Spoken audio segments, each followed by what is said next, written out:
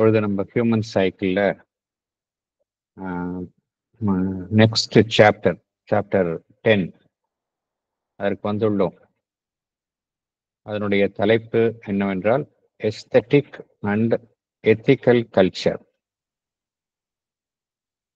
போன சாப்டர் வந்து என்ன அப்படின்னா சிவிலைசேஷன் அண்ட் கல்ச்சர். அதுல என்ன பார்த்தோம் என்றால்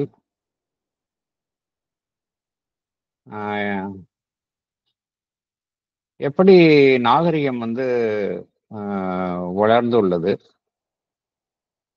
நாகரிகம் வளர்ந்துள்ளது என்று கூறுகின்றோம். அதில் என்ன ஒரு மாற்றம் ஏற்பட்டுள்ளது.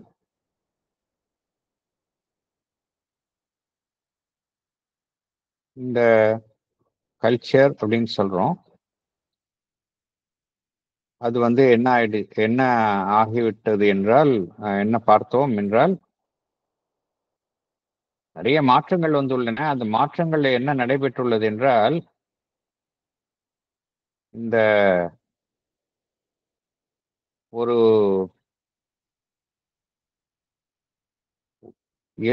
எல்லாருமே ஒன்றை அடைவது, எல்லோருக்கும் கிட்டுவது, எல்லோருக்கும் ஒன்றை எட்டும் வகையில் அதை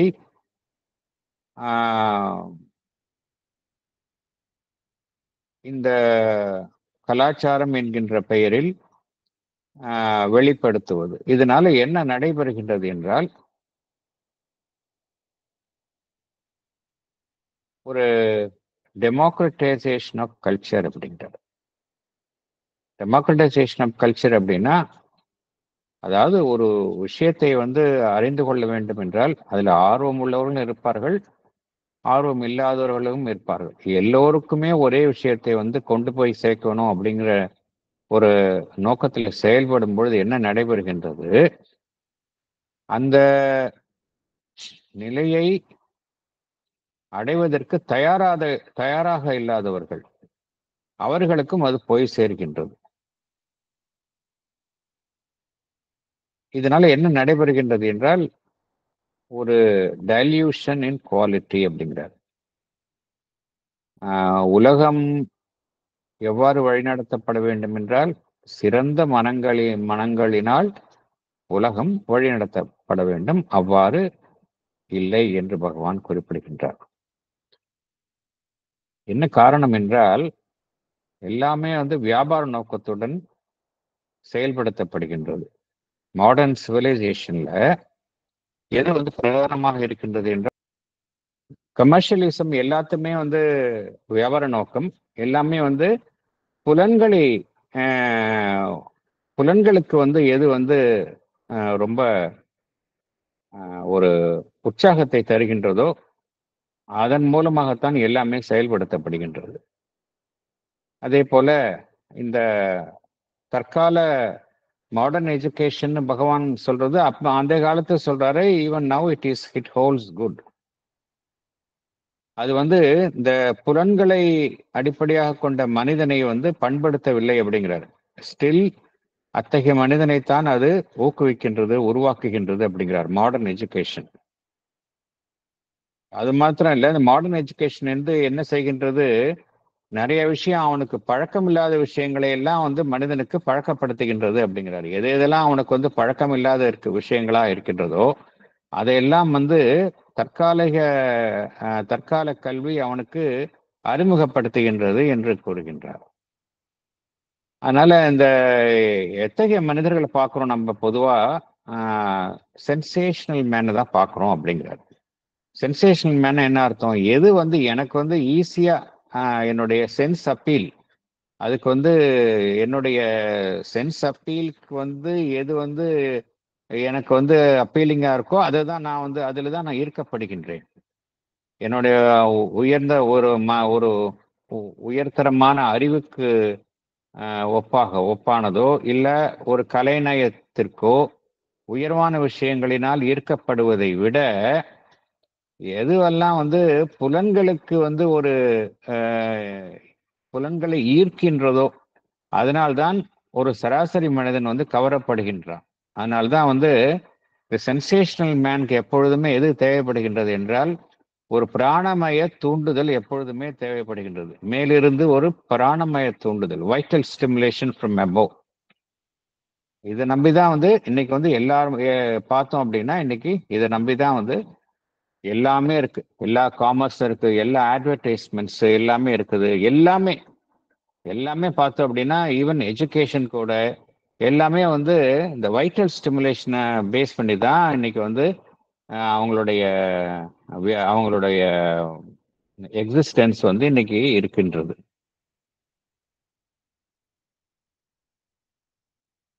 நிறைய விஷயம் கிடைக்குது அப்படிங்கிறார். மாடர்ன் மேனுக்கு வந்து நிறைய விஷயங்கள் கிடைக்குது. இருந்தாலும் அதெல்லாம் கோஆர்டினேட் பண்றதுக்கு அவனுக்கு வந்து அந்த கெப்பாசிட்டி இல்லை அப்படிங்கிறார்.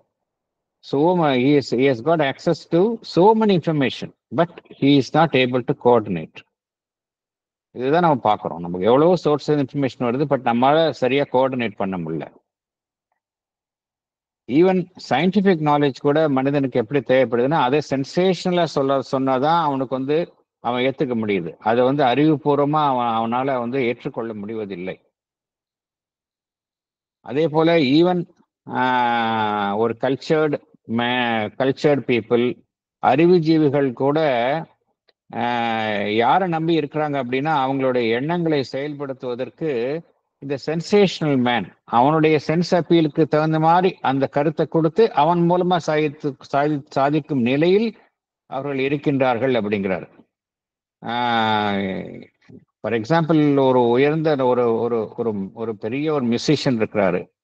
அவர் வந்து ஒரு தன்னுடைய மியூசிக்கை வந்து வெளியில கொண்டு வரணும் அப்படின்னா, அதை அதை புரிஞ்சுக்க நிலையில இல்லாதவருக்கு அவருக்கு புரிஞ்சுக்கிற மாதிரி ஒரு ஒரு சென்சேஷன்ல சொல்லி அவருடைய தயவுல அவர் இருக்கிற நிலைமையில தான் இருக்குது. இது வந்து எல்லா துறைகளுக்கும் பொருந்தும். இது என்ன நடைபெறுகின்றது என்றால், ஒரு மலிவித்தனமான ஒரு எல்லாத்தையும் வந்து மலினப்படுத்துதல் என்கின்ற இயக்கம் நடைபெறுகின்றது அப்படிங்கிறாரு. எண்ணம், கலை, இலக்கியம் எல்லாமே வந்து மலினப்படுத்தப்படுகின்றது அப்படிங்கிறார். ஈவன் சயின்டிஸ்ட், ஈவன் விஞ்ஞானிகள் கூட ஒரு அடிமைகளாக்கப்படுகின்றார்கள். யாருக்கு அப்படின்னா, ஒரு சென்சேஷனல் மாஸ் ஆஃப் பீப்புள், அவர்களுக்கு ரிச் அண்ட் பவர்ஃபுல், அவர்களுக்கு அடிமை ஆக்கப்படுகின்றார்கள் என்று கூறுகின்றார். அதே போல ஒரு உயர்வான மனம் சார்ந்த வாழ்வு கூட என்ன நடைபெறுகின்றது என்றால், அதுவும் வந்து ஒரு மலினப்படுத்தப்பட்டு விட்டது அப்படிங்கிறார். இருந்தாலும் என்ன நடைபெறுகின்றார், என்ன ஒரு ஒரு சில்வர் லைனிங் என்னன்னு பகவான் கூறுகின்றார். The new methods of education, புதிய கல்விகளுக்கான வழிமுறைகள்லாம், வழிமுறைகள், புதிய விதிகள், இதெல்லாம் வந்து ஒரு நாளைக்கு வந்து இத்தகைய ஒரு அறியாமையிலிருந்து மனிதனை விடுவிக்கும் அப்படிங்கிற ஒரு ஒரு கல்ச்சர்டு ஹியூமனிட்டி அதை கிரியேட் பண்ணும், அதை உருவாக்கும் அப்படிங்கிற ஒரு நம்பிக்கை அளிக்கும் செய்தியுடன் போன சாப்டர் வந்து பகவான் முடித்திருந்தார். ஸோ இந்த சாப்டர்ல வந்து பகவான் வந்து சாப்டர் 10 வந்து அதனுடைய கண்டினியூஷன் தான். பகவான் எப்பொழுதுமே ஃபர்ஸ்ட் பேராகிராஃப் பார்த்தோம் அப்படின்னா கண்டினியூஷன் தான் நம்ம பார்க்கிறோம்.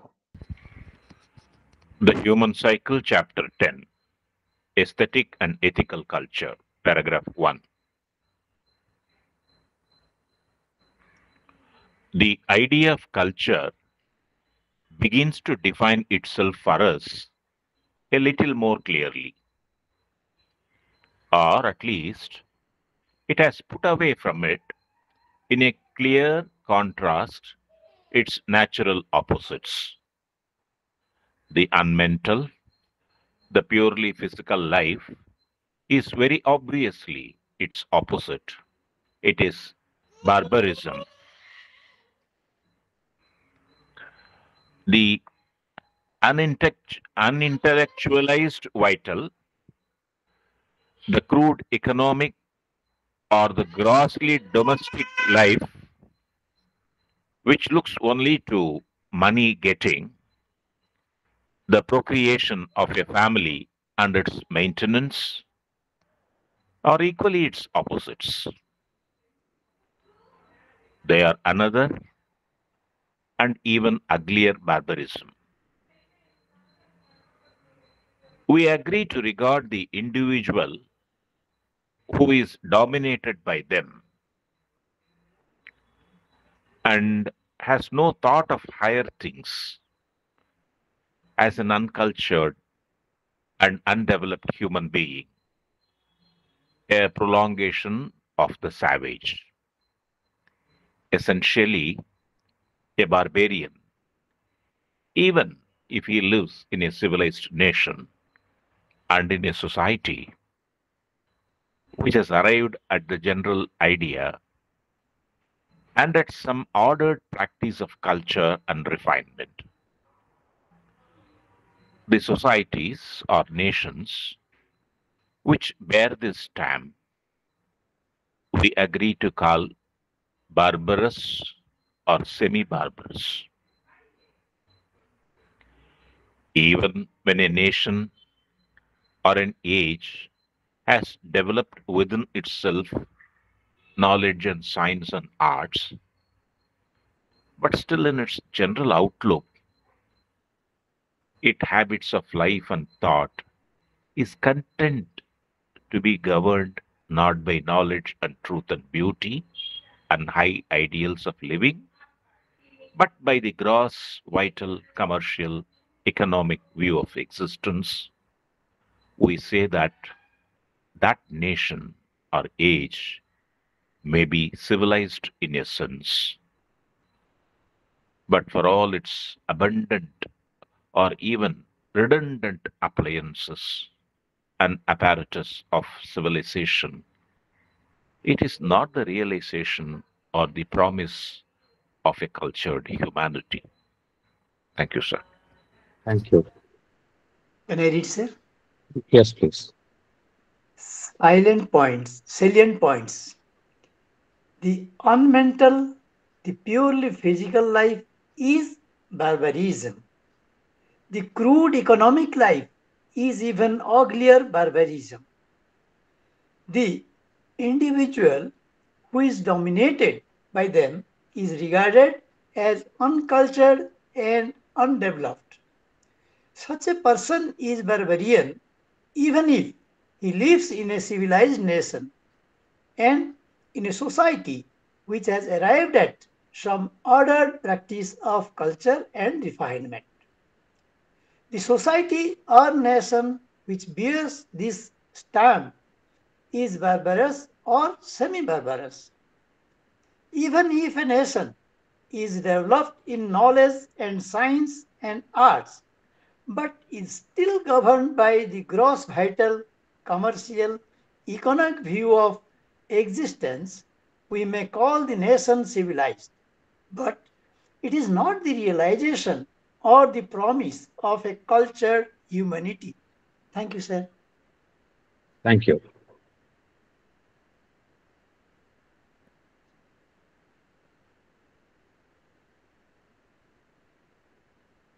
இந்த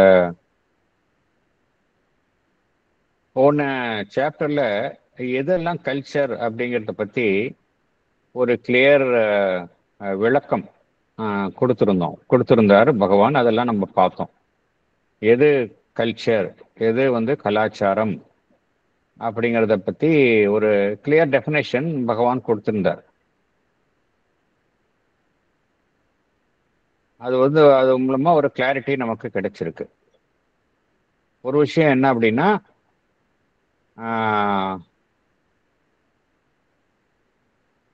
துளியும் மனம் சார்ந்த செயல்பாடுகளில் ஈடுபடாமல், மனதோட செயலுக்கும் ஒரு மனிதனுடைய செயல்பாடுகளுக்கும் சம்பந்தம் இல்லாம செயல்படுறது அன்மென்டல் அப்படிங்கிறார். அப்புறம் purely physical life. Purely physical life யார் பண்ணுவாங்க? அனிமல்ஸ் தான் பண்ணுவாங்க, விலங்குகள் தான் அப்படி இருக்கும். ஸோ அவுட்ரைட்டா இதெல்லாம் ஒரு நாகரிகம் இல்லாத நிலை அப்படிங்கிறது நம்ம தெளிவா இருக்கலாம். The unmental, the purely physical life is very obviously it's opposite, it is barbarism அப்படிங்கிறாரு. இதுல பாக்குறோம், இதுல நிறைய கருத்துக்கள் நம்ம நம்மளே பொருத்தி பார்த்துக்கலாம். நம்ம எந்த நிலைமையில இருக்கிறோம், நம்ம எப்படி இருக்கிறோம் அப்படிங்கிறத பகவான் சொல்லக்கூடிய கருத்துக்கள்லேருந்து சமுதாயத்திற்கு மாத்திரம் இல்ல, ஒரு தனி மனிதனுக்கும் பொருந்தும். ஒரு தனி மனிதன், ஒரு நாடு, எல்லாத்துக்கும் பொருந்தும். இன்னும் தனிப்பட்ட மனிதனுக்கும் பொருந்தும். எப்படி நம்ம ரிலேட் பண்ணிக்கலாம், இது நம்ம எப்படி இருக்கிறோம், பகவான் சொல்லக்கூடிய கருத்துக்களோட நம்ம ஒத்து போறோமா, இல்லை எந்தெந்த கருத்துக்கள்லேருந்து நம்ம விலகி இருக்கோம் அப்படிங்கிறத நம்மளால ரிலேட் பண்ணிக்க முடியும். அதே போல நமக்கு பிராணமயம் இருக்கின்றது. ஆசை வயப்படும் ஜீவன் அப்படிங்கிறது எது ஆசைப்படுதல், இந்த இமோஷன்ஸு, அத்தகைய ஒரு நம்மளுடைய ஜீவன்லயே ஒரு பகுதி இருக்கு. ஆனா அந்த பகுதி வந்து எதனால் அது வழி நடத்தப்படணும் அப்படின்னா, அறிவினால் வழி நடத்தப்படணும். இதை பத்தி மதர் நிறைய பேசியிருக்கிறாங்க. இந்த வைட்டல்ல வந்து நம்ம வந்து கண்ட்ரோல் பண்ணணும். டேமிங் த வைட்டல் அப்படின்னு மதர் இப்ப சொல்லியிருக்கிறாங்க. டேமிங் த வைட்டல். ஏன்னா வைட்டல் அப்படிங்கிறது சக்திக்கு ஆதாரம் மனுஷனுடைய வைட்டல் தான். ஒரு மனுஷனை வந்து நல்ல துடிப்பாய் செயல்பட வைக்கணும்னா அவனுடைய வைட்டல் தான். அந்த வைட்டல் சரியா இல்லை அப்படின்னா, அவனுக்கு சமயத்தில் அவனுக்கு வந்து சோர்வா இருந்தான் அப்படின்னா அவன் செயல்பட மாட்டான். அதான் மதர் என்ன சொல்றாங்க, வைட்டல் கோயிங் ஆன் ஸ்ட்ரைக் அப்படிங்கிறாங்க. அதுக்கு மதர் என்ன சொல்றாங்க, அதுக்கு நல்ல ஒரு give the vital good beating அப்படிங்கிறாங்க மதர். உடலுக்கு தான் நீ வந்து சலுகை காட்டணும். உடல் வந்து டயர்டா இருக்கு அப்படின்னா you have to give the body rest. But when your vital goes on rest, goes on strike, you have to give it a sound beating அப்படிங்கிறாங்க. ஏன்னா சம்டைம்ஸ் நம்ம வந்து அந்த தாமசிக் ஸ்டேட்ல போயிடும். இது ஏன் பண்ணுவானே, இது செய்ய தேவையில்லையே அப்படின்னு. அத்தகைய ஒரு பிராணமயம் வந்து எதனால் வழிநடத்தப்படணும்? பிராணமயம் வந்து அதை இஷ்டத்துக்கே விட்டோம் அப்படின்னா நேச்சுரலி மனுஷனுடைய வாழ்க்கை வந்து தாறுமாறா போயிடும். அந்த அப்படிப்பட்ட ஒரு பிராணமயத்தை பிராணமயத்தை தான் பகவான் அன்இன்டெலக்சுவலைஸ்டு வைட்டல் அப்படிங்கிறார். வைட்டல் எப்படி இருக்கணும் அப்படின்னா அறிவினால் வழி நடத்தப்படணும். அதுதான் வழி நடத்தணும். அறிவுதான் எஜமானனாக இருக்கணும். அது மாதிரி இல்லை அப்படின்னா அன்இன்டெலக்சுவலைஸ்டு வைட்டல் ஆயிடும் அப்படிங்கிறார். அதே போல அது ஒரு அம்சம். இன்னொரு அம்சம் என்ன அப்படின்னா, எல்லாமே வந்து எக்கனாமிக் பொருளாதார அடிப்படையில் எல்லாத்தையும் பார்க்கறது.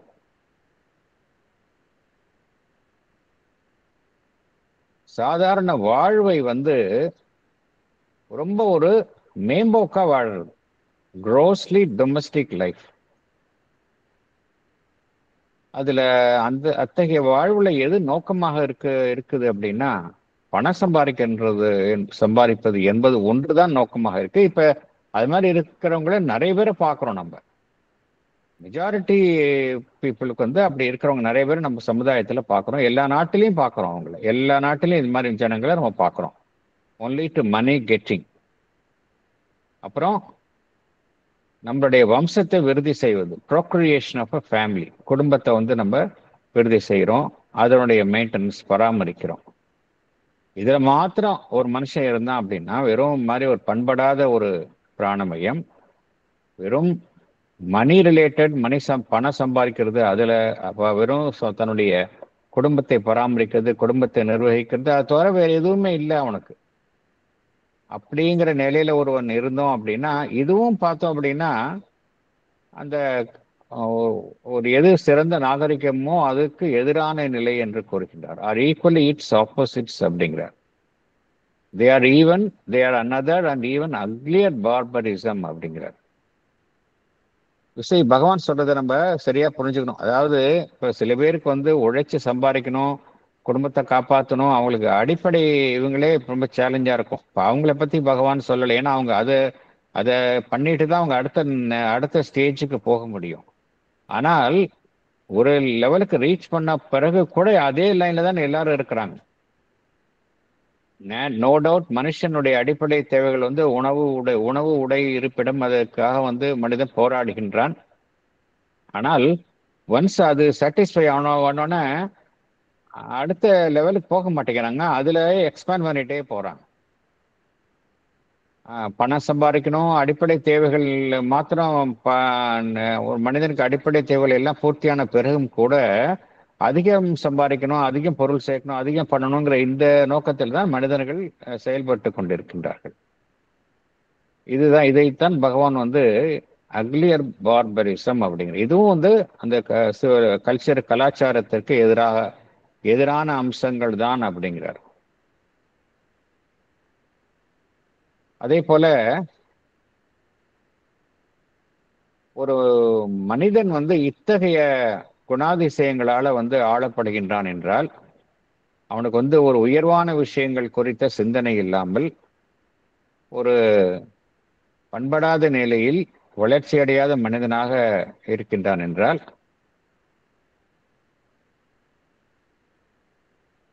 அவன் வந்து எந்த நாட்டில் வேணாலும் இருக்கலாம், ஒரு ஹைலி சிவிலைஸ்டு நேஷன்ல இருக்கலாம், அல்லது அத்தகைய சமுதாயத்தில் இருக்கலாம். ஆனா இத்தகைய அம்சங்களுடன் ஒரு மனிதன் இருந்தால் அவனையே நம்ம இந்த கேட்டகரியில தான் வைக்கிறோம் அப்படிங்கிறார். A prolongation of the savage, essentially a barbarian அப்படிங்கிறார். அவனும் இத்தகைய கேட்டகரியில தான் இருக்கிறான். அவன் even if he lives in a civilized nation or in a society which has arrived at the general idea and at some ordered practice of culture and refinement, அங்க சில கலாச்சாரம் என்கின்ற பெயரில் ஒரு ஒழுங்கமைத்தப்பட்ட ஒரு ரிஃபைன்மெண்ட்ல இருக்கலாம். வெஸ்டர்ன் கண்ட்ரிஸ் பார்க்குறோம், அர்பன் நம்ம இந்தியா, நம்ம ஒரு கண்ட்ரிலேயே எடுத்துக்கொண்டால் சில நல்ல நாகரிகமான சமுதாயங்களே பார்க்குறோம். பட் இங்கெல்லாம் அவுட்வேர்டா பார்த்தா நல்ல வளர்ச்சி அடைந்த நிலையில இருக்கும். ஆனா உள்ளுக்குள்ள பார்த்தோம்னா அந்த நம்ம மேற்சொன்ன அம்சங்கள் தான் மனிதர்களிடத்துல காணப்படுகின்றது. ஸோ அது வந்து வெளியில ஒரு நல்ல சிவிலைஸ்டு நேஷனா இருந்தாலும் கூட நம்ம வந்து அதெல்லாம் வந்து கலாச்சாரத்துல வந்து வளர்ச்சி அடைந்த நிலை அப்படின்னு எடுத்துக்க முடியாது அப்படிங்கிறார். அதே போல எந்தெந்த சமுதாயங்கள் அல்லது நாடுகள் இத்தகைய அம்சங்களினுடைய முத்திரை அதன் மீது பார்க்கின்றோமோ அதுவும் பார்பரஸ் தான், அதுவும் வந்து பண்படாத ஒரு நாகரிகமற்ற சமுதாயங்கள் தான், அல்லது அரைகுறையான நாகரிகம் அடைந்த சமுதாயங்கள் தான் என்று கூறுகின்றார். சில நாடுகளில் பார்த்தோம் அப்படின்னா நல்ல அறிவு சம்பந்தப்பட்ட விஷயங்கள் நல்லா வளர்ந்திருக்கும், விஞ்ஞானம் நன்றாக வளர்ந்திருக்கும், ஆர்ட்ஸ் கலைகள் நன்றாக வளர்ந்திருக்கும்.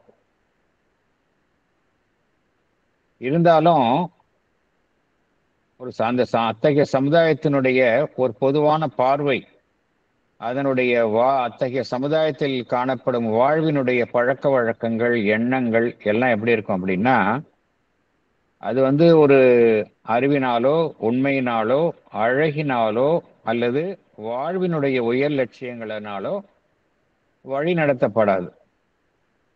எதனால் வழி நடத்தப்படும் அப்படின்னா அத்தகைய அத்தகைய சமுதாயங்கள்ல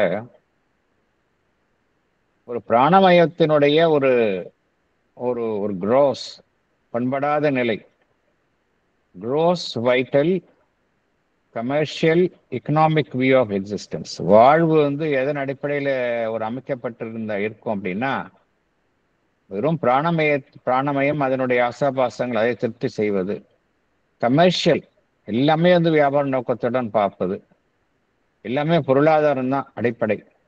ஈவன் அத்தகைய ஒரு நிலையில் இருந்தாலும், அதாவது மற்ற விஷயங்கள்லாம் வளர்ச்சி அடைந்த நிலையிலும் கூட எது டாமினேட் பண்ணுது அப்படின்னா இந்த gross vital commercial and economic view of existence.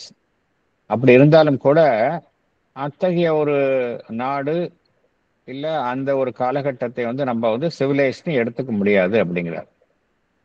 அது வந்து ரொம்ப நல்ல வளமாக இருக்கலாம், அதனுடைய நாகரிகத்தினுடைய வெளிப்பாடுகள், நாகரிகம் நாகரிகத்தினுடைய அடையாளங்களை வந்து அங்கே வந்து நல்ல அபரிமிதமாக காணப்படலாம். இருந்தாலும் நம்ம வந்து சிவிலைஸ்ட் அப்படிங்கிற ஒரு கேட்டகரியில எடுத்துக்க முடியாது அப்படிங்கிறார். ஏன் அப்படின்னா it is not the realisation or the promise of a cultured humanity.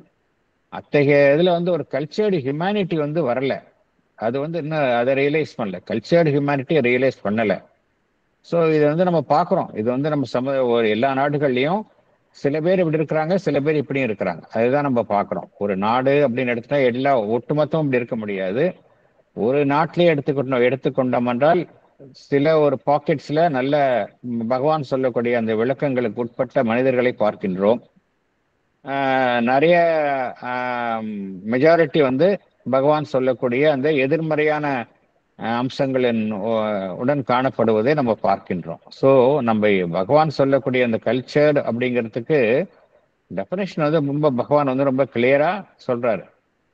எதில் நம்ம வந்து ஃபோக்கஸ் பண்ணணும் அப்படிங்கிறது சொல்றாரு. அடுத்தது பார்க்கலாம்.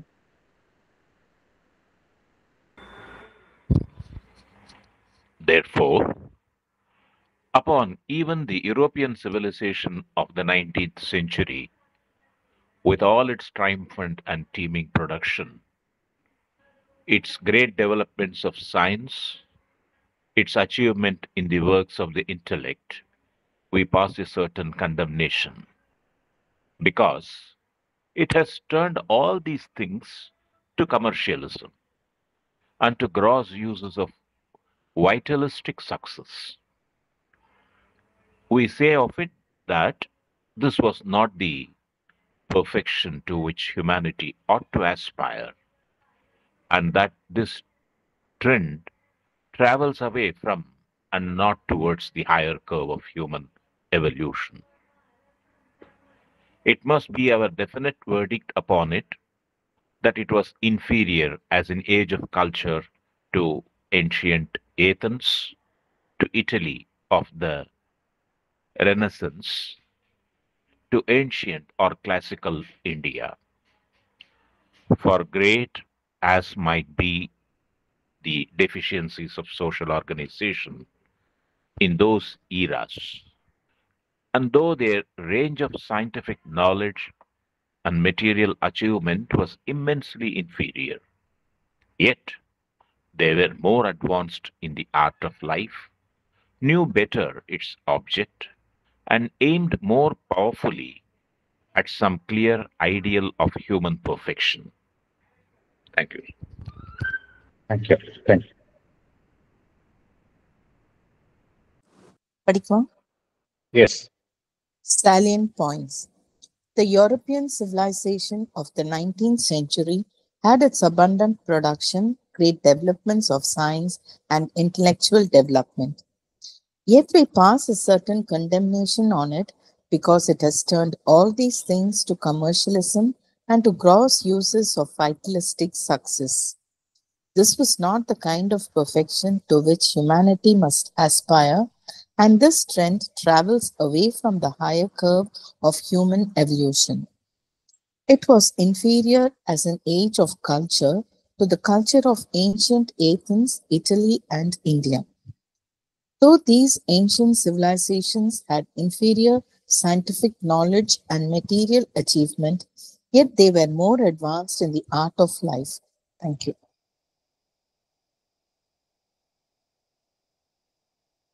Thank you. ஸோ நம்ம எந்த ஒரு நாடு வந்து அறிவு சார்ந்த விஷயங்கள்ல நல்ல முன்னேறி இருக்கலாம், விஞ்ஞானத்துல நல்ல முன்னேறி இருக்கலாம், கலைகள்ல முன்னேறி இருக்கலாம்.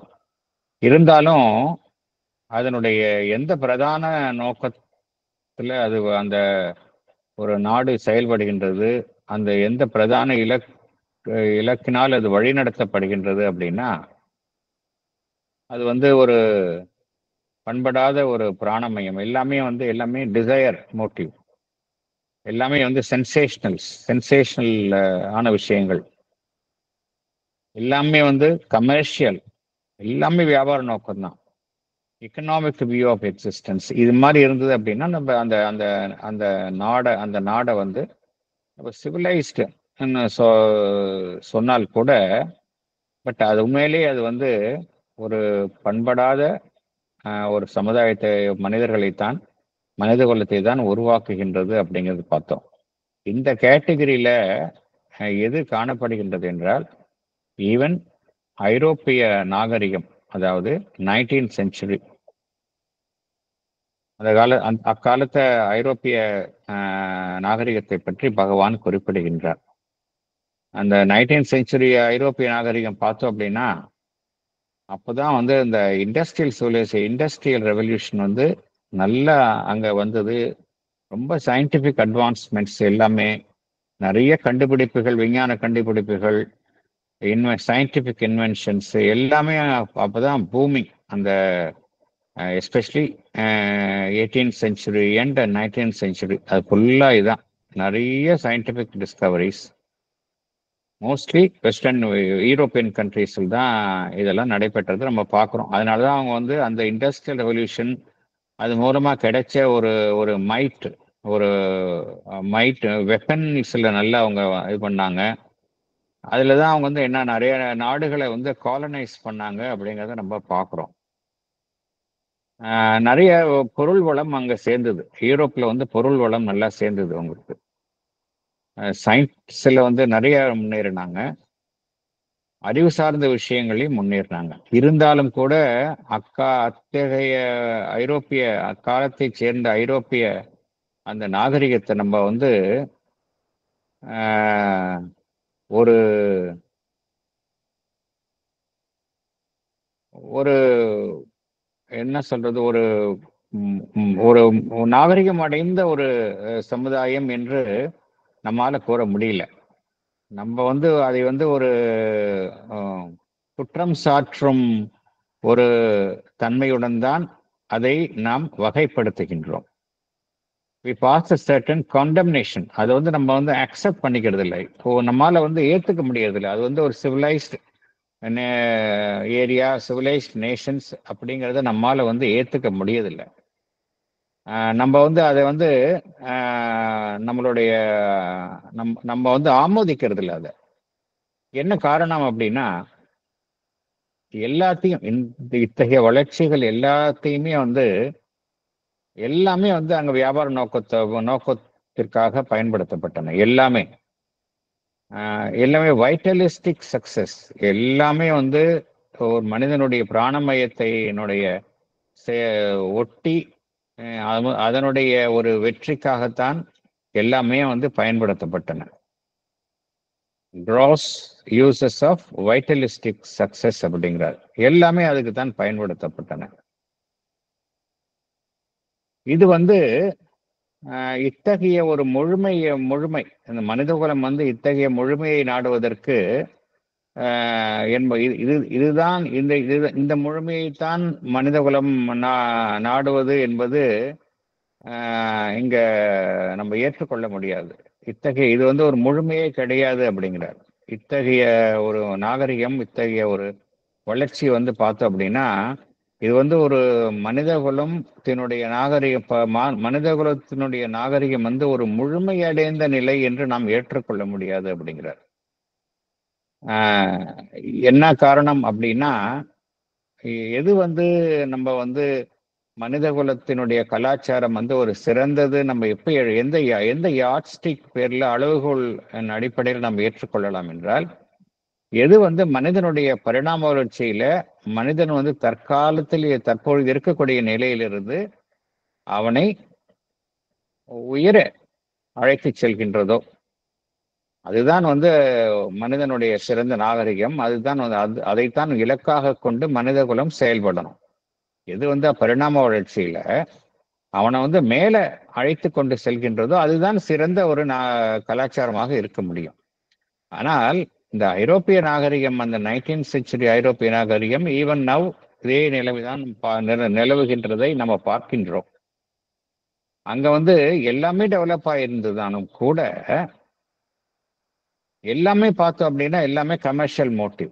எல்லாமே மனிதனுடைய புலன்களை சார்ந்து செயல்படும், புலன்களினுடைய மகிழ்விற்காக எல்லாமே வந்து செயல்படும் வண்ணம் தான் அமைந்திருந்தன. அதற்காகத்தான் பயன்படுத்தப்பட்டன. எல்லாமே கமர்ஷியலிசம். அதுலதான் வந்து இது வந்து மனித குலத்தினுடைய முழுமைக்காக இதெல்லாம் வந்து முழுமைக்கு இது உதவாது என்று பகவான் குறிப்பிடுகின்றார். மனித குலத்தினுடைய முழுமை, அதே போல மனித குலம் வந்து பரிணாம வளர்ச்சியில ஒரு உயர்வான இடத்தை எட்டுவதற்கு அந்த பாதையிலிருந்து இத்தகைய அம்சங்கள் வந்து அவனை விலக்கி செல்லும் அப்படிங்கிறார். இது நம்ம நிறைய பார்க்கிறோம். இதை நம்ம பகவான் வந்து ரொம்ப அழகாக இங்க படம் பிடித்து காட்டுகின்றார். மேலும் அவர் என்ன சொல்றார் அப்படின்னா, இத நம்ம வந்து ஒரு ஒரு மேலான ஒரு நிலை என்று சொல்லலாமா? ஒரு கலாச்சாரத்துல வந்து மேலான நிலைன்னு சொல்லலாமா என்றால் இல்லை. இது வந்து ஒரு கீழான நிலை தான் அப்படிங்கிறார். இது ஒரு கீழான நிலை. Inferior age of culture, was an inferior age of culture அப்படிங்கிறார். எதற்கு கீழான நிலை அப்படின்னா, பண்டைய காலத்த ஏத்தன்ஸ் அந்த அந்த கலாச்சாரம், கிரேக்க கலாச்சாரம், பண்டைய காலத்தை அந்த மறுமலர்ச்சி அதை ஒட்டி செயல்பட்ட இத்தாலியினுடைய கலாச்சாரம், இட்டலி ஆஃப் ரெனசன்ஸ். அதே போல நம்ம பண்டைய காலத்து இந்திய கலாச்சாரம், to ancient or classical India. இந்த கலாச்சாரங்களுடன் ஒப்பிடும் பொழுது இதெல்லாம் வந்து பண்டைய காலத்து கலாச்சாரங்களாக இருக்கலாம். இதனுடன் ஒப்பிடும் பொழுது 19ஆம் நூற்றாண்டு ஐரோப்பிய கலாச்சாரம் வந்து ரொம்ப இன்ஃபீரியர் அப்படிங்கிறார் பகவான். இதை நம்ம பார்த்துருக்கோம். இதை மீண்டும் மீண்டும் நம்ம நினைவு கூறலாம். நம்ம மதருக்கு வந்து நம்ம கலாச்சாரத்தின் பேர்ல ரொம்ப அபிரமிதமான ஒரு ஒரு அட்மிரேஷன் உண்டு. அவங்க வந்து ஃபர்ஸ்ட் இங்க பாண்டிச்சேரி வர்றாங்க. வந்த ஒரு வாரத்திலேயோ 2 வாரத்திலேயோ அவங்க வந்து காரைக்கால் போறாங்க. காரைக்கால் போயிட்டு காரைக்கால்ல அவங்க தங்கியிருந்த இடம் பார்த்தீங்கன்னா ரொம்ப ஒரு வசதி மிக மிக மிக குறைந்த இடத்துல தான் அவங்களுக்கு தங்கறதுக்கு காரைக்கால்ல இடம் கிடைச்சது. ரொம்ப மஸ்கிட்டோஸு, அப்புறம் ரேட்ஸு, இது மாதிரிலாம் அவங்க வந்து ஒரு நல்ல யூரோப்பியன் கல்ச்சர்லேருந்து வந்தவங்க, வசதியான இடத்துலேருந்து வந்தவங்க. இங்க வந்து அதுக்கு முற்றிலும் மாறான சூழ்நிலையில இருக்கிறாங்க. ஈவன் பாண்டிச்சேரி அந்த காலத்துல டெவலப் ஆகாம தான் இருந்தது. ரொம்ப டெவலப் ஆகல. அண்ட் ஈவன் அவங்க போன காரைக்கால் வந்து இன்னும் மோசமாக இருந்தது. இருந்தாலும் மதர் என்ன சொல்றாங்க, அங்க இருக்கிற பொதுவாகவே சொல்றாங்க பாண்டிச்சேரி ஆகட்டும், காரைக்கால் ஆகட்டும், இங்க இருக்கிற வந்து ஒரு கடைநிலை மனிதன் கூட ஐரோப்பாவில் இருக்கக்கூடிய வந்து ஒரு சமுதாயத்தில் இருக்கக்கூடிய சமுதாயத்தினுடைய ஏணிப்படியில உயர் படியில் இருக்கக்கூடிய மனிதனை விட மேலானவன் என்று மதர் குறிப்பிடுறாங்க. அது நம்ம கலெக்டட் ஒர்க்ஸ் ஆஃப் வால்யூம்ல இருக்கு. காரைக்கால்ல வந்து போயிட்டு அங்க இருக்கிற மனிதர்களோட அவங்க அப்பதான் ஃபர்ஸ்ட் வர்றாங்க. அவங்க வந்துட்டு இது மாதிரி ஒரு கருத்தை கூறுகின்றார்கள். இங்க இருக்கிற கடைநிலை மனிதன் கூட ஐரோப்பா சமுதாயத்தில் இருக்கக்கூடிய ஒரு உயர்நிலையில் இருக்கக்கூடிய ஒரு மனிதனை விட மேலானவன் என்று கூறுகின்றார்கள். அதை நம்ம வந்து பகவானுடைய கருத்தை இங்க பார்க்கிறோம். நம்ம என்ன காரணம்னா, அவங்க அந்த கல்ச்சர் எது நம்ம சொல்றோமோ அந்த யார்ட் ஸ்டிக்ல வந்து அது கிடையாது. இவங்க வந்து மெட்டீரியலா அவங்க நல்லா டெவலப் ஆயிருக்கலாம். But something more than that. இந்த நம்ம இத்தகைய நாடுகள்ல பகவான் கூறக்கூடிய நாடுகள், கிரேக்க நாடாக இருக்கட்டும், இத்தாலியாக இருக்கட்டும், நம்மளுடைய ஏன்ஷியன்ட் இந்தியாவா இருக்கட்டும், அதுல நிறைய குறைபாடுகள் இருக்கலாம். அதனுடைய சமுதாய கட்டமைப்புல நிறைய குறைபாடுகள் இருக்கலாம். அதே போல அந்த சயின்டிபிக் நாலேஜ், விஞ்ஞான அறிவுல நம்ம அந்த அவர்கள் எட்டிய நிலையை எட்டாமல் இருந்திருக்கலாம். அதே போல பொருளாதார அந்த மெட்டீரியல் அச்சீவ்மெண்ட், பொருளாதாரத்துல எக்கனாமிக் அச்சீவ்மெண்ட்ல நம்ம வந்து அவர்களை விட கீழான நிலையில இருந்திருக்கலாம். இருந்தாலும் இங்க என்ன கூறுகின்றார், நம்ம இந்த நாடுகளை குறிப்பிட்டு பகவான் என்ன கூறுகின்றார், they were more advanced in the art of life அப்படிங்கிறார். நல்ல கவனிக்கணும் அதுல. They were more advanced in the art of life அப்படிங்கிறார். ஆர்ட் ஆஃப் லைஃப்னா எப்படி வாழறதுங்கிறத வந்து இங்கதான் தெரிஞ்சு வச்சிருக்கிறாங்க அப்படிங்கிறார். ஆர்ட் ஆஃப் லைஃப், மியர் ஆர்ட்ஸ் சொல்லல பகவான். They were more advanced in the art of life அப்படிங்கிறார். நியூ பெட்டர் இட்ஸ் ஆப்ஜெக்ட், என்ன வாழ்வினுடைய நோக்கம் என்ன அப்படிங்கிறது நன்றாக தெரிந்து வைத்திருந்தார்கள். And aimed more powerfully at some clear ideal of human perfection. எது வந்து மனிதனுடைய பூரணத்துவத்தை எட்டுவதற்கு எது வந்து சரியான இலக்கு, சரியான நோக்கம் எதுவா இருக்கட்டும் அப்படிங்கிறத அதற்கு வந்து நல்ல ஒரு சிறந்த முறையில் அவங்க வந்து செயல்பட்டார்கள் அப்படிங்கிறார் பகவான். இது வந்து ரொம்ப முக்கியமான கருத்து. இது வந்து even now it is applicable. Now no doubt நம்ம இந்தியன் கல்ச்சரும் பார்த்தோம் அப்படின்னா இந்த யூரோப்பியன் இதனால நம்மளும் கரப்ட் ஆயிட்டோம். பகவான் சொல்லக்கூடிய அவ்வளவும் நம்ம இப்ப நம்மளுடைய மாடர்ன் சொசைட்டில நம்ம எல்லாமே எல்லா டெஃபிஷியன்சிஸும் பார்க்குறோம். பகவான் இங்க ரெஃபர் பண்றது ஏன்ஷியன்ட் இந்தியா சொல்றாரு. எல்லாமே வந்து இப்ப மாடர்ன் டைம்ல பார்த்தோம் அப்படின்னா இந்த இவர் பகவான் ரெஃபர் பண்ணக்கூடிய கண்ட்ரிஸும் இப்படிதான் மாறி இருக்கும். பட் எது இலக்காக இருக்கணும் அப்படிங்கறத பத்தி பகவான் ரொம்ப கிளியரா இங்க நம்மளுக்கு எல்லாம் ஸ்பெசிஃபை பண்றாரு. அடுத்தது போகலாம்.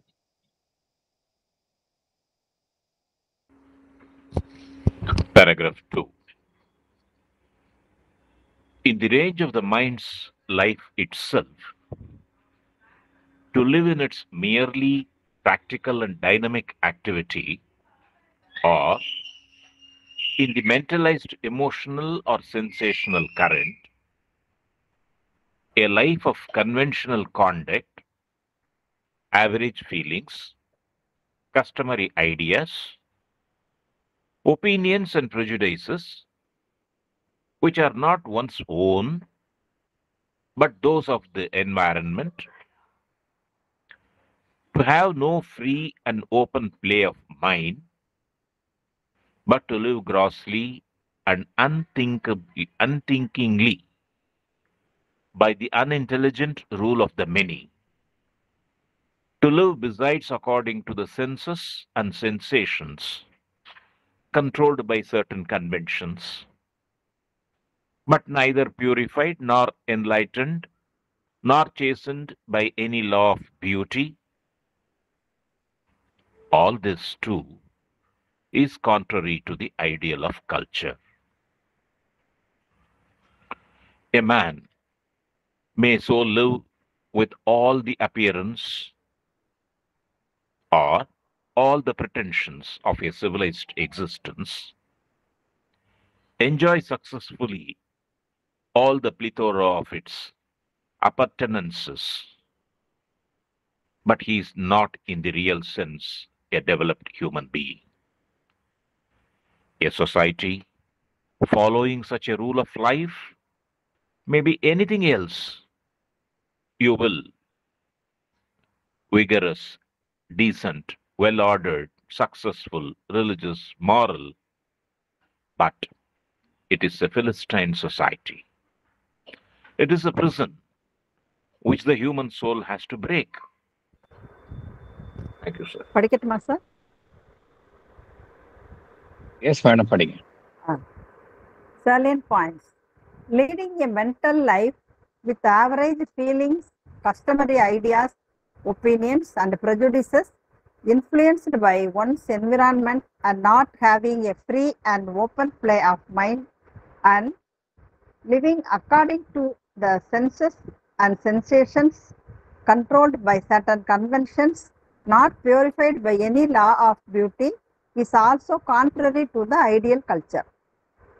A man may pretend to live a civilized existence with all the material comforts and necessities, and yet he may not really be a developed human being. Even if such a society is vigorous, well-ordered, successful, religious, moral, yet it would remain a Philistine society. Thank you. Thank you.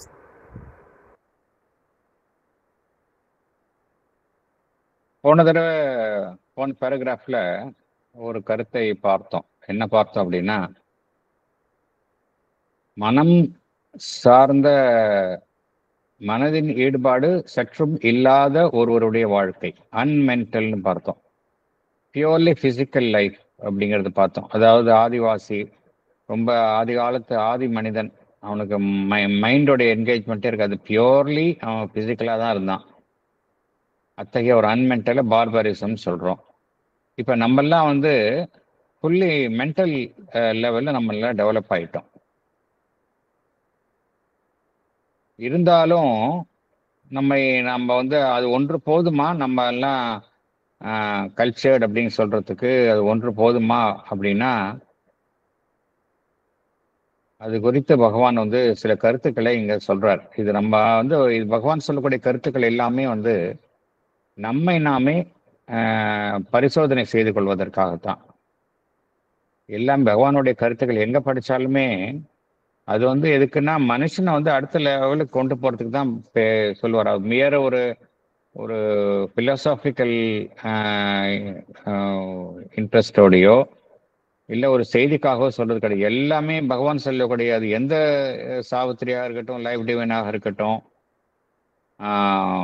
Again அந்த human சைக்கிளாக இருக்கட்டும், synthesis of yoga எங்க படித்தாலுமே அதனுடைய ultimate aim என்ன அப்படின்னா, மனிதனை வந்து அடுத்த நிலை, அடுத்த இப்ப இருக்கக்கூடிய நிலைமையிலிருந்து அடுத்த நிலைக்கு வந்து தள்ளுவது தான், கொண்டு செல்வது தான் இங்க நோக்கம்.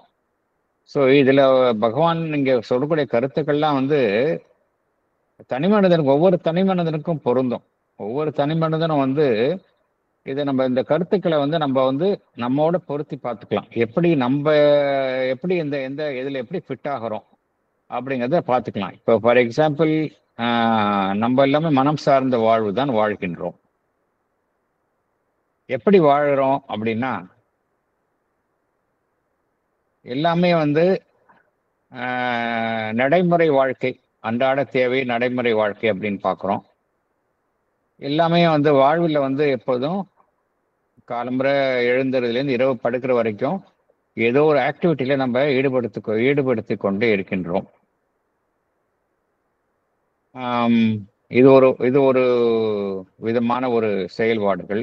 அப்புறம் மனம் சார்ந்த நம்மளுடைய உணர்ச்சிகள், மனம் சார்ந்த உணர்ச்சிகள்ல அல்லது எல்லாமே சென்சேஷனல், இத்தகைய ஒரு இயக்கங்களில் ஈடுபடுறோம். நம்ம மனம்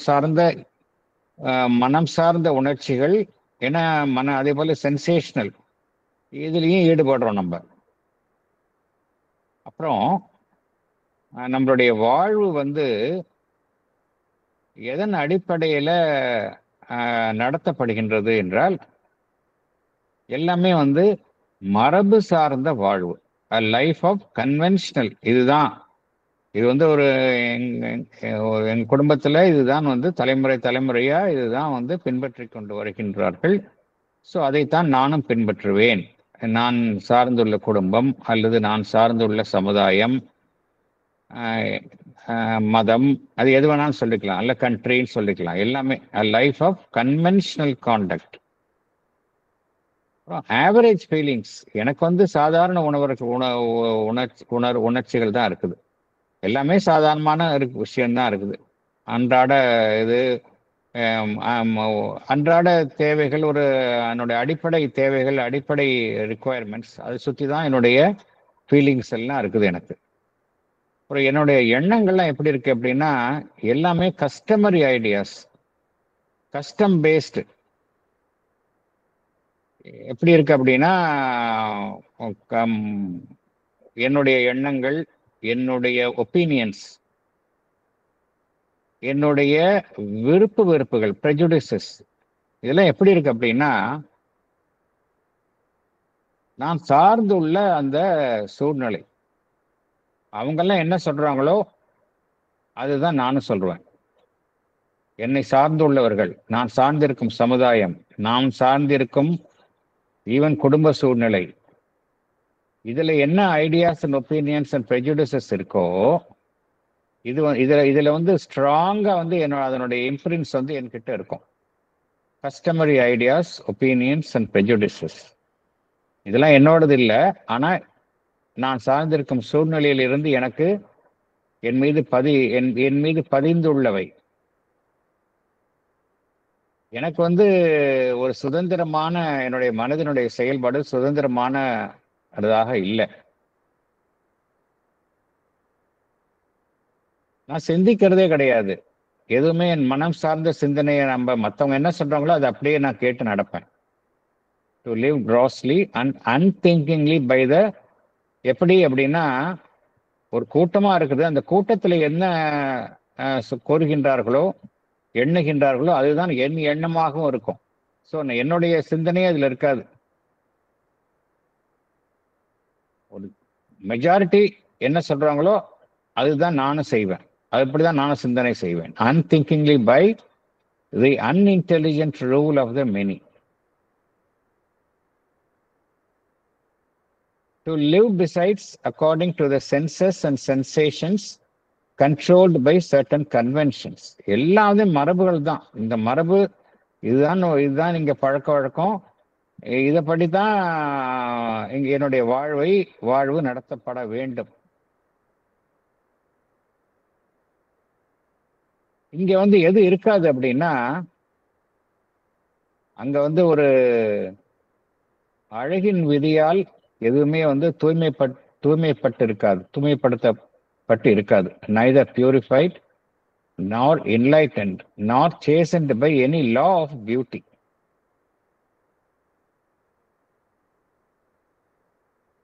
இது மாதிரி இல்லாம இருந்தாலும் கூட இதுவும் கூட அந்த நாகரிகம் இல்லாத நிலை, நாகரிகத்திற்கு முற்றும் புறம்பானது அப்படிங்கிறார்.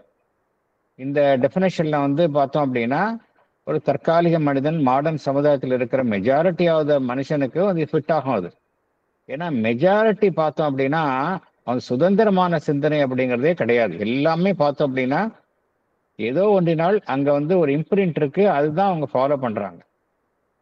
ஒரு தனி மனிதன் சுதந்திரமாக செயல்பட்டு இது சரி இது தப்பு அப்படிங்கிறத அந்த நிலையில அது மாதிரி செயல்படுவர்கள் ரொம்ப ரொம்ப அபூர்வம். மெஜாரிட்டி எப்படி செயல்படுறாங்கன்னா என்ன அப்படின்னா, ஏதோ ஒரு மரபு, ஏதோ ஒரு கஷ்டம், அப்புறமா ஒரு குழுவில என்ன நினைக்க எது உண்மை என்று நிர்ணயிக்கப்படுகின்றதோ அதை அப்படியே பிளைண்டா ஃபாலோ பண்றது.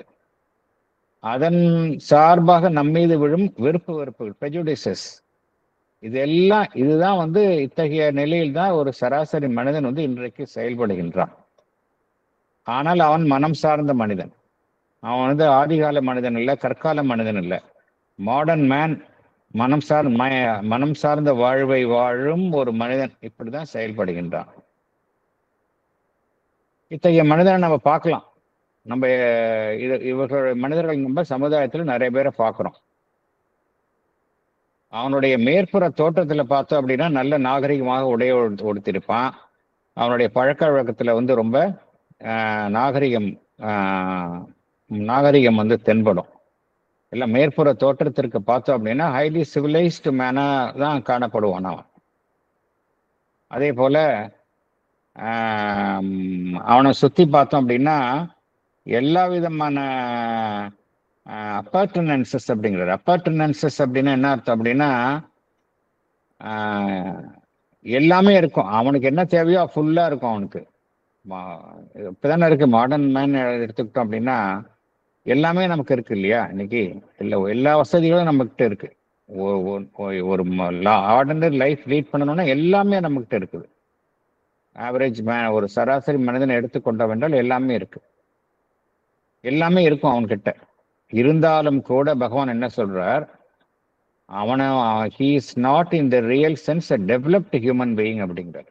ரொம்ப ஸ்ட்ராங்கா சொல்றாரு. இப்படிலாம் இருந்தாலும் கூட அவன்கிட்ட இவ்வளவு குவாலிட்டிஸை பார்க்குறோம். சுதந்திரமா திங்க் பண்ண முடியல, எல்லாமே மரபு சார்ந்த சிந்தனைகள், எல்லாமே கன்வென்ஷன்ஸ் அண்ட் கஸ்டம்ஸ் தான் அவனை ரூல் பண்ணுது. சுதந்திரமா அவனுக்கு ரைட் தப்புன்னு சொல்ல முடியாது. அவன் சார்ந்திருக்கும் ஒரு சமுதாயமோ உள்ள குழுவோ ஒன்றை விதித்தால் அதை மீறி அவனால செயல்பட முடியாது. இதெல்லாம் ஆனா அவனை பார்த்தீங்க அப்படின்னா வெளியில பார்த்தோம்னா நாகரிக தோற்றத்துடன் காணப்படுவான். எல்லா விதமான மாடர்ன் வசதிகள்லாம் அவன்கிட்ட இருக்கும். மெட்டீரியல் கம்ஃபர்ட்ஸ் எல்லாம் அவனை சுத்தி இருக்கும். எல்லாம் இருந்தாலும் கூட he is not in the real sense a developed human being அப்படின்னு பகவான் இங்க சொல்றாரு. ஏன் என்ன காரணம் அப்படின்னா, மனுஷன் வந்து என்னைக்கும் ஃப்ரீயா இருக்கணும், மைண்ட்ல ஃப்ரீயா இருக்கணும். எது அவங்க அந்த அவங்க எது வந்து ஒரு உயர் விதியோ அதன்படி தான் அவன் செயல்படணுமே ஒழிய இந்த மென்டல் கண்டிஷனிங்கால செயல்பட்டாங்கன்னா அவங்களுக்கு உண்மையை வந்து காண தவறிடுவாங்க. They will fail to see the truth. அதனாலதான் பகவான் என்ன சொல்றார், he is not in the real sense a developed human being அப்படிங்கிறார். அதே போல எந்த சமுதாயம், a society following such a rule of life, maybe anything else you will, எப்படி இருக்கும், விகரஸா இருக்கும், நல்ல துடிப்புள்ள சமுதாயமா இருக்கும், டீசெண்டா இருக்கும், வெல் ஆர்டர்டா இருக்கும், சக்சஸ்ஃபுல்லா இருக்கும், ரிலீஜியஸா இருக்கும், மாரலா இருக்கும். இதெல்லாம் இருந்தாலும் கூட இட்ஸ் எ பலிஸ்டைன் சொசைட்டி அப்படிங்கிறார் பகவான்.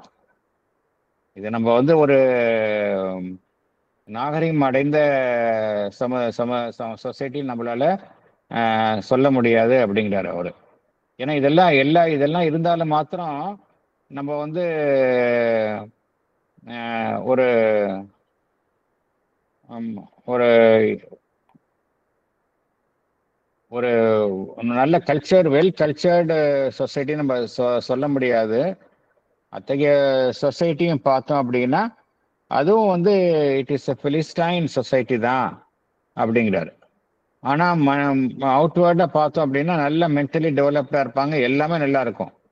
பட் பகவான் சொல்லக்கூடிய அந்த அம்சங்கள் எல்லாம் ரொம்ப டாமினண்ட்டாக இருக்கும் அங்கே. இங்கே இருந்தாலும் அவங்க அத்தகைய மனிதர்கள் வந்து எப்படி வாழ்கின்றார்கள் என்றால், ஏதோ ஒரு சிறைக்குள் வாழ்வதை போல வாழ்கின்றார்கள் அப்படிங்கிறார். ஏதோ ஒரு சிறைக்குள் போல வாழ்கின்றார்கள். It is a prison which the human soul has to break அப்படிங்கிறார். அது வந்து மனிதனுடைய ஆன்மா வந்து இத்தகைய ஒரு சிறைப்பட்ட ஒரு வாழ்விலிருந்து விடுபட்டு வரணும் அப்படிங்கிறார். அடுத்தது போகலாம்.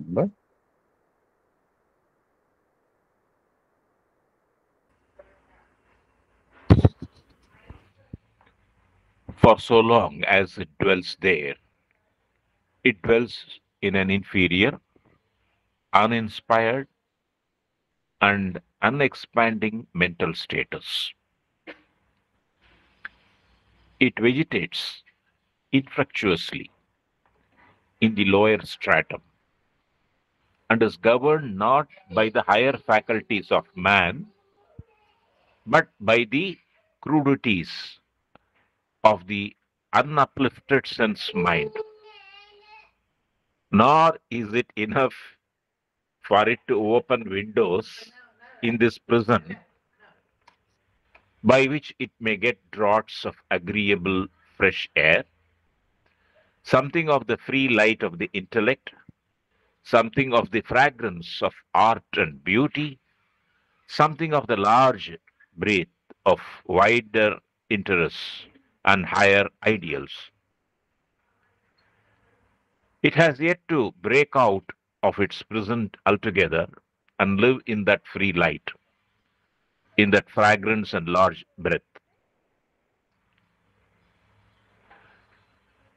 Only then does it breathe the natural atmosphere of the developed mental being, not to live principally in the activities of the sense mind, but in the activities of knowledge and reason, and a wide intellectual curiosity, the activities of the cultivated aesthetic being, the activities of the enlightened will, which make for character and high ethical ideals and a large human action, not to be governed by our lower or our average mentality, but by truth and beauty, and the self-ruling will is the ideal of a true culture and the beginning of an accomplished humanity. Thank you. Padigit Master? Yes, madam, please. Salient points. Such a society would remain in an inferior, uninspired, and expanding mental status. It remains useless in the lower stratum, not guided by the higher faculties of man, but the crudities of the low stature of sense mind. A little exposure from this state to the free light of the intellect, art and beauty, wider interest and high ideals is not enough. It has to get full exposure by breaking out from the present restricted state. Only then it can breathe the natural atmosphere of the developed mental being. To live in the activities of knowledge and reason, of the cultivated aesthetic being, of the enlightened will, and not of the sense mind. To live in a large human action and not to be governed by our lower mentality, and to live by truth and beauty is the ideal of true culture. Thank you, sir.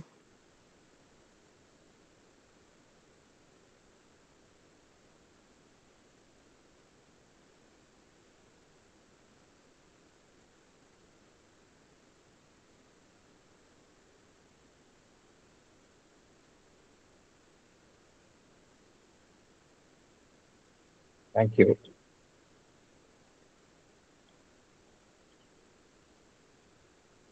அத்தகைய நிலையில் இருக்கக்கூடிய ஒரு சமுதாயமோ ஒரு நாடோ பார்த்தோம் அப்படின்னா அதுல இருக்கிற வரைக்கும் பகவான் என்ன சொல்றாரு, அது வந்து ஒரு இன்ஃபீரியர் ஸ்டேட் தான் அப்படிங்கிறார். So long as it dwells there, it dwells in an inferior, uninspired and unexpanding mental status அப்படிங்கிறார். அது வந்து ஒரு தாழ்வான நிலையில தான் இருக்கும். அது வளர்ச்சி அடையாது, அன்எக்ஸ்பேண்டிங், எந்த விதமான ஒரு வளர்ச்சியும் இருக்காது அப்படிங்கிறார். அது கீழே இருக்கும் அப்படிங்கிறார். கீழே இருந்து மடிந்து போகும் அப்படிங்கிறார். தேக்க நிலையில இருக்கும் அப்படிங்கிறார். It vegetates infructuously in the lower stratum and is governed not by the higher faculties of man அப்படிங்கிறார், but by the crudities of the uplifted unuplifted sense mind அப்படிங்கிறார். அத்தகைய நிலையில் இருக்கக்கூடிய மனிதர்களுக்கு பார்த்தோம் அப்படின்னா அவர் பண்படாத நிலையில இருக்கும். அவர்களுடைய மனம் வந்து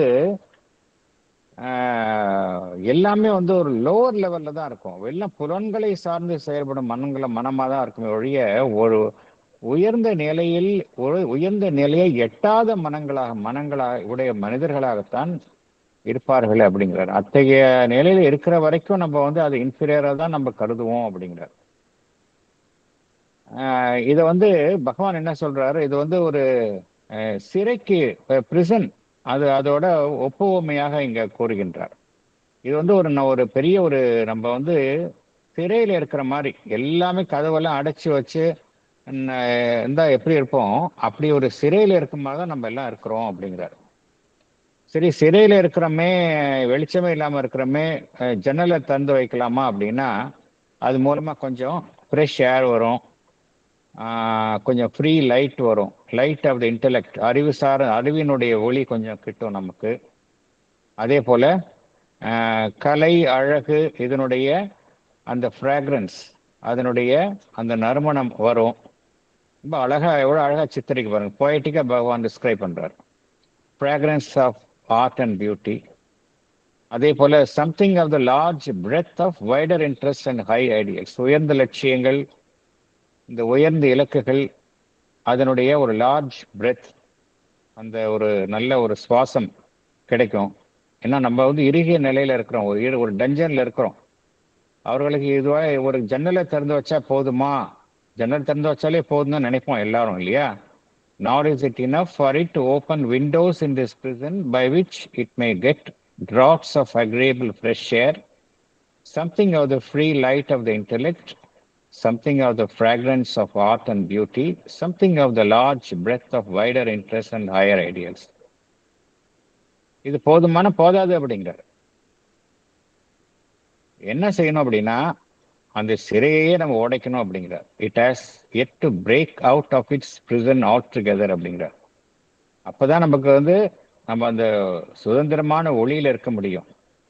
அதனுடைய எல்லாமே அதனுடைய முதல்ல பார்த்ததெல்லாம் ரெஸ்ட்ரிக்டட் ஸ்டேட்டஸ் சொல்றாரு. இப்போ வந்து எல்லாமே அதனுடைய அபண்டன்ட் ஸ்டேட்டஸ் சொல்றாரு. ஃப்ரீ லைட் கிடைக்கும் அப்படிங்கிறார். In that fragrance and large breath அப்படிங்கிறார்.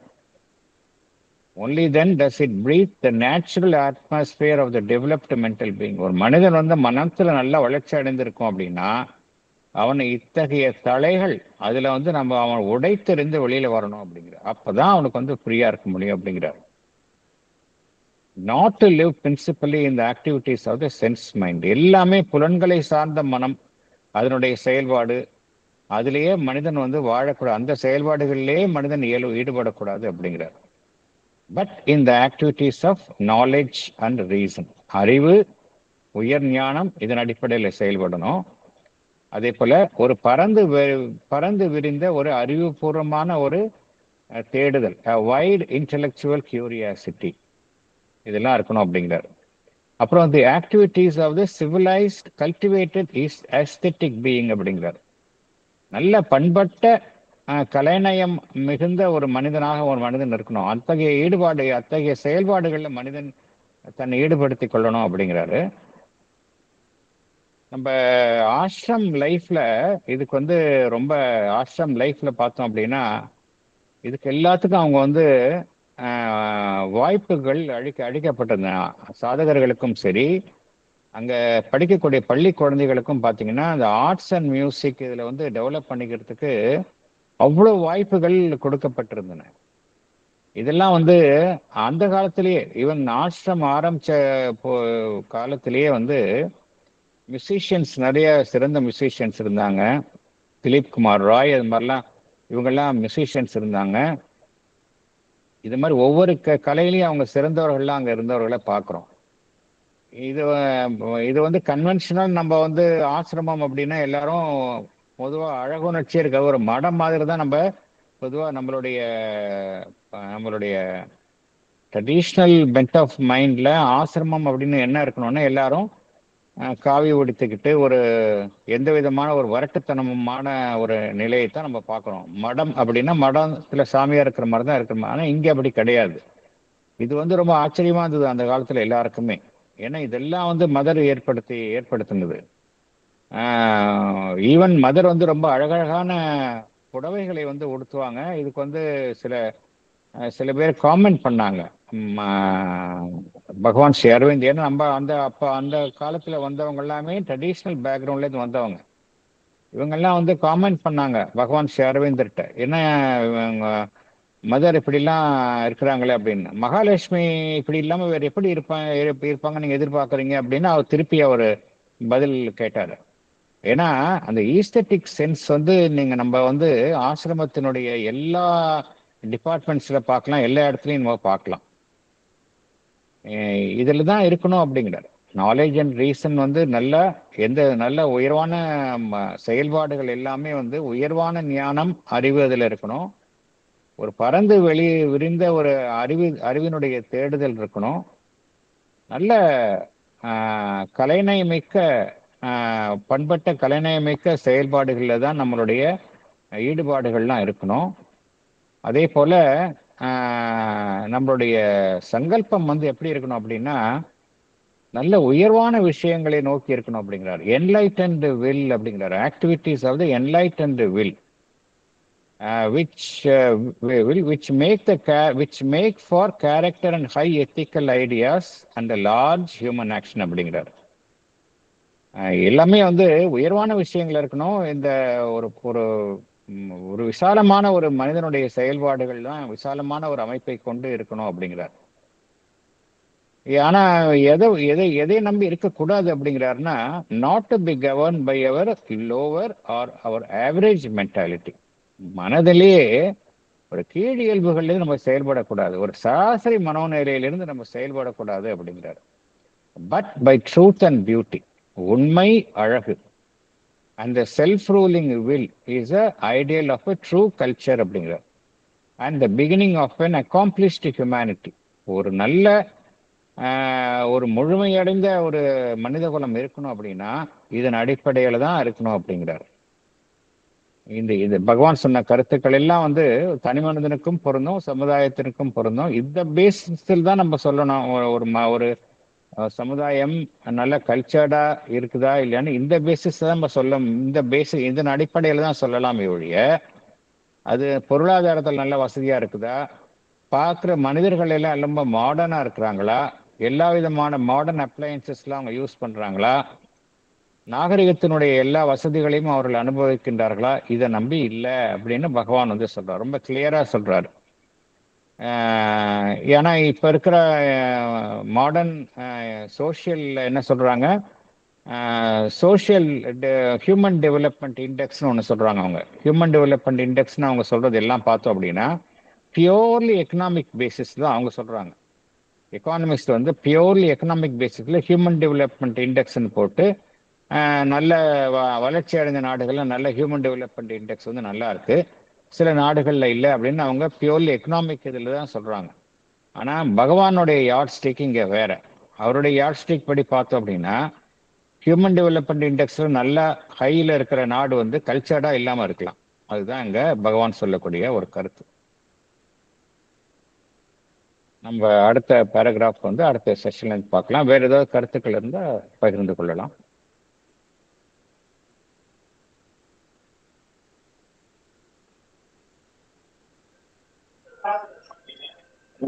சார்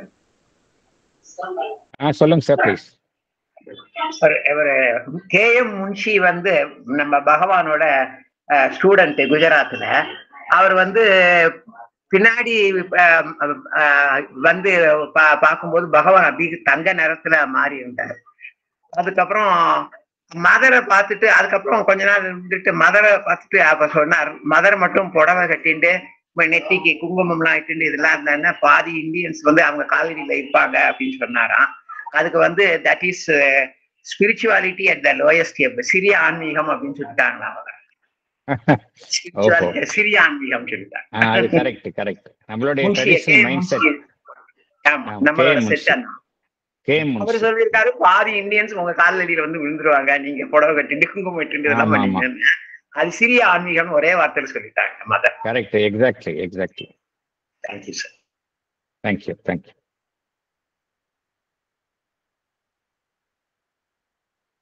நம்ம கொஸ்டினை முடிச்சுக்கலாம். நம்ம வேற எதுவும் கருத்துக்களை முடிச்சுக்கலாம்.